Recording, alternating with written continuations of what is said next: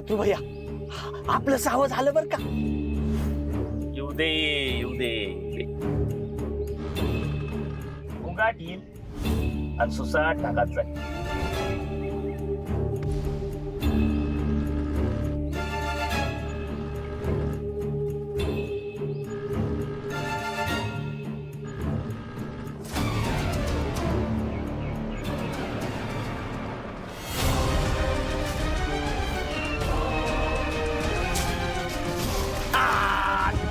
Wicket पडली चटणी एकदाची bat खपली बघ.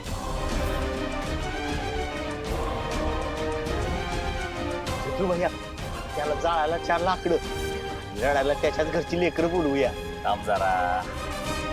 डायरेक्ट जीव गेलाय का तड फोडून मरतोय ते बघायला नको. त्या गर्दीमुळे काहीच दिसाना झाले बघ. आता कळणार कसं बरं काय झालंय ती. गेलाच असत तू. जरा इकडे तिकडे बघा बरं कुठं रेडा बेडा दिसतोय का. रेडा दिसत असेल ना तर यम आलाच मग समजा सूर्याला निघाला.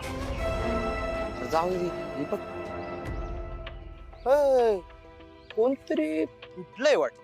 हा चल चल बघायला चल लवकर. काय झालं. ए मागे सारखा. अरे काय जत्रा आलाय. सर सर सर सरा सरा सरा सूर्या दादा. अरे काय झालं. लागले का तुला. नाही अरे दादा तू कस काय पडला. तू एवढी भारी गाडी चालवतो सण.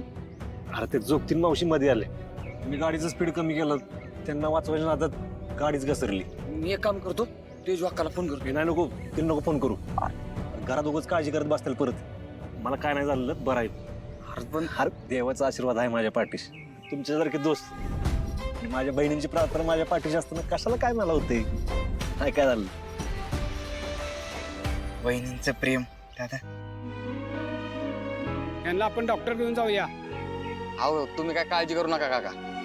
आता आमच्या घरीच घरचा डॉक्टर आहे. सूर्या दादाला तिकडेच घेऊन जात. तुम्ही सगळी घरी कल्टी मारा. पिक्चर संपलं. चला चला निघा. जा काम करा. चला चल. तू 2 पायावर उभा कसा काय राहिला. जमीन मऊ पडली काहीचं डोकं टणक झालं. सूर्याला देवाचा माणूस म्हणते ते उगाच नाही. ए पाचाळलाय काय वय. देवाला काय दुसरी कामं नाहीत का. आता मला सांगा आपण एवढी जय्यत तयारी केली. सूर्या पण अगदी येळत येऊन पडत होता तेव्हाच ती झुकटीन मध्ये आली. तिला वाचवायला त्यानं ब्रेक दाबला आणि सूर्या वाचला. देवच त्याच्या माग आहे. नाही येळ आपली खराब असं म्हणायचं आणि पुढच्या वेळी नीट प्लॅनिंग करायचं. मी पण बघतो त्याचं नशीब अजून किती दिवस वाचवणार आहे. नाही शरीराच्या घावाचं काहीच वाटत नाही. ती किती बी बसले तरी झेलाची ताकद आहे माझ्यात. द्या मला मी लावते. घे.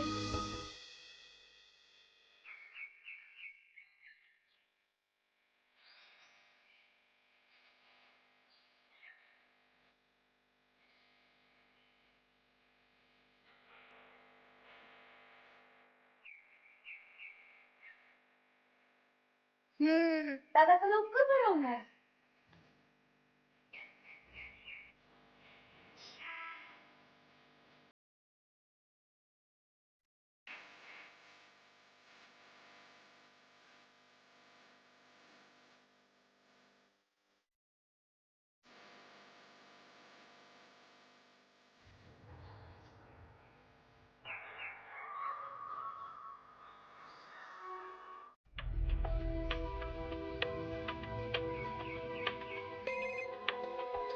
अक्का. सूर्या. छोटी आई. तुळजा. तुळजा कशी आहेस पोरी. बरी आहेस का ग. मी बरी आहे. तू कशी आहेस ग. बरीच आहे. आमचं काय ग रोज निखाऱ्यावर चालायचं. पण पण तू नीट राहा. सूर्याबरोबर सुखाने संसार कर. बरं आई आहे का तिथे. होय हाय की ग. इथंच आहे. आई कुठं जाणार. इथंच जगायचं आणि इथंच मरायचं. आई प्लीज असं बोलू नकोस. तुळजा तू नको काळजी करू. तू फक्त सुखात राहा म्हणजे झालं बघ. बर तुळजा, तू काय सांगायला फोन केला होतास का? जे काय सांगायचं ते लवकर सांग, मला कधी बी येत असतील. हो आई, अगं आज सूर्याचा ऍक्सिडेंट झाला. कसा? कुठं? फार लागलं नाही ना त्याला? कुठं हाय? कुठं त्यो? घरीच येतो, खरचटले त्याला. अगं पण असा कसा काय अपघात झाला त्याचा?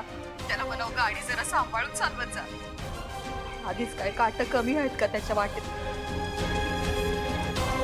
तेच सांगायला तर मी फोन केलाय तुला. सूर्याच्या वाटेत काटे पेरणारे डॅडी आणि शत्रूशिवाय दुसरं तिसरं कोणीच नाहीये ग.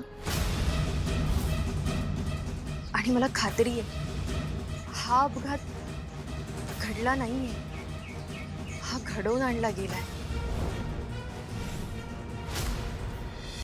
आई अगं, सूर्या खरंच खूप चांगला मुलगा आहे. माझ्या लग्नाच्या बाबतीत जे काही झालं त्यात सूर्याची खरंच काही चूक नाहीये. पण त्याने माझ्यासाठी जे काही केलंय त्यात त्याचा जीव गेला ना तर मी माझ्या स्वतःला कधीच माफ नाही करू शकणार ग. हे बघ, तू नको घाबरू, असं काही होणार नाही. मला नाही वाटत तुझे डॅडी आणि शत्रू एवढं टोकाचं पाऊल उचलतील. आई, हे तू बोलतेस? त्यांना इतक्या जवळून ओळखून सुद्धा? चेहऱ्यावर मुखवटा चढवून त्यांनी जगाला फसवले, पण खरं रूप तर आपण त्यांचं बघत आलो. किती विकृत आहे, किती क्रूर आहेत ही लोक. आई, मला माझ्यासाठी नाही उभं राहता आलं ग त्यांच्या समोर, पण आज मी सूर्यासाठी उभी राहणार त्यांच्या समोर.